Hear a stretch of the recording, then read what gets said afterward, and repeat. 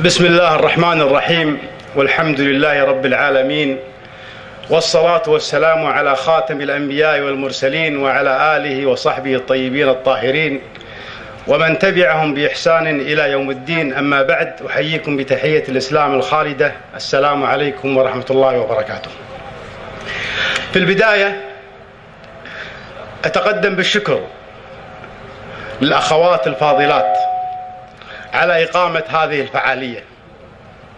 وهذه الفعالية يا أخوان ويا أخوات، أنا حسب معلوماتي إنها أول فعالية تقوم بتنظيمها الأخوات ندوة في ساحة عامة، وهذا يعتبر تغير نوعي وإيجابي يسجل ويحسب لدور المرأة في العمل السياسي.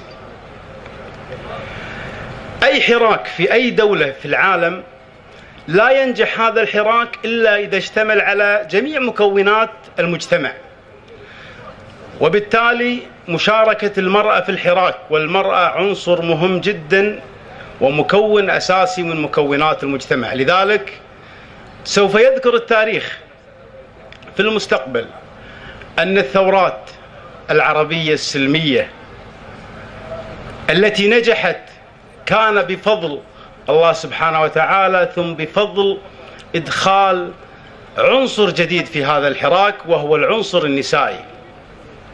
الأمثلة كثيرة على دور المرأة في العمل السياسي، وأذكر منها توكل اليمنية التي حازت على جائزة نوبل للسلام. هذه المرأة كانت شجاعة في طرحها. هذه المرأة تبنت مع إخوانها الشباب في اليمن الإصلاحات الدستورية. توكل كرمان حصلت على جائزة نوبل للسلام، وهذا عنصر جديد في الحراك الشعبي في الوطن العربي. وأنا في هذا المقام أستذكر شهيدات الكويت التي كتبنا أسماءهم بأحرف من نور، ولا زلنا نذكرهن ونذكر تضحياتهن. أذكر منهن على سبيل المثال لا على سبيل الحصر أسرار القبندي، وسناء الفودري، ووفاء العامر، وربيع الهطلاني، ونوير المطيري أصغر شهيدة، وأنعام العيدان، وشيماء أبو حمد، وسعاد الحسن، وسميرة معرفي.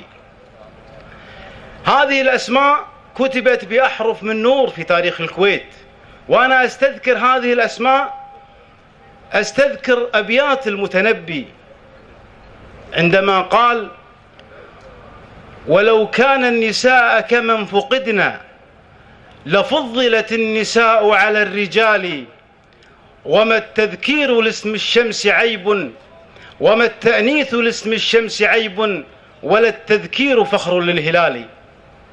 كذلك استذكر الدور الوطني اللي قاعد تقوم به جميع الأخوات، سواء الموجودات الآن أو غير موجودات، لم يغبن عن الحراك، شاركا في الاعتصامات، وشاركا في الندوات، وشاركا في المسيرات، ولم ترهبهن السلطة بالملاحقات السياسية اللي قاعد يتعرضون لها، وأثبتوا أن المرأة الكويتية كفيلة بأن تدافع عن الدستور، ولا تستطيع السلطة إرهاب المرأة الكويتية. وشفنا صلابة المرأة الكويتية، والأسماء كثيرة. أنا ما ودي أذكر اسم وأنسى اسم، لكن الأسماء في قائمة طويلة من الأخوات البارزات في الحراك الشعبي في الكويت. ودليل أن المرأة لها دور كبير في الحراك الشعبي. الكل أجمع أنه يجب أن يكون للمرأة مقعد في ائتلاف المعارضة للدور المهم اللي تلعب المرأة في الحراك الشعبي والحراك السياسي في الكويت.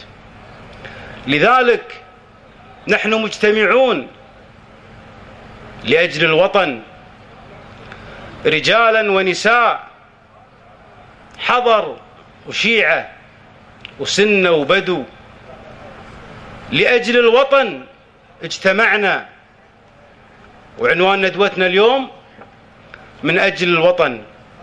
وحنا نقول لأجل الوطن لن نقبل بالحكم الفردي، ولأجل الوطن لن نقبل بدولة الأفراد، ولأجل الوطن لن نقبل بدولة المشيخة، ولأجل الوطن لن نقبل بالانقضاض على الدستور، ولأجل الوطن مطالبنا واضحة وسوف تتحقق بإذن الله: الإمارة الدستورية والحكومة المنتخبة. هذا اليوم ما هو شعار فقط نحمل ونقوله في الندوات، هذا حقيقة انغرست في قلوب كل الكويتيين، إن اليوم وصلنا حتى نخرج من هذه المعضلة يجب أن تتحقق الحكومة المنتخبة. وأنا أقول للسلطة: اقروا تاريخ الكويت السياسي جيد، اقروا تاريخ الكويت عدل، من بداية 21 في مطالبات المجلس التأسيسي أو المجلس الاستشاري الأول فصل خزينة الدولة عن خزينة رئيس الدولة، مرورا في مطالبات 38 إيجاد برلمان وديمقراطية، مرورا في الحراك اللي كان في 76 و86 للمطالبة بإعادة الحياة البرلمانية، و92 المطالبة بفصل ولاية العهد عن رئاسة مجلس الوزراء، وفي 2005 في نبيها 5 وتعديل الدوائر، وفي 2011 أو في 2008 المطالبة بمحاسبة رئيس الوزراء، وفي 2011 المطالبة بعزل رئيس الوزراء. كل المطالب السابقة تحققت بإرادة الأمة. لذلك المطلب المنطقي اللي راح يتحقق بإذن الله الحكومة المنتخبة، ولذلك نحن مستمرين في حراكنا ولن نمل ولا نكل حتى يتحقق هذا المطلب. في الختام أسأل الله أن يحفظ الكويت وشعبها من كل مكروه، والسلام عليكم ورحمة الله وبركاته.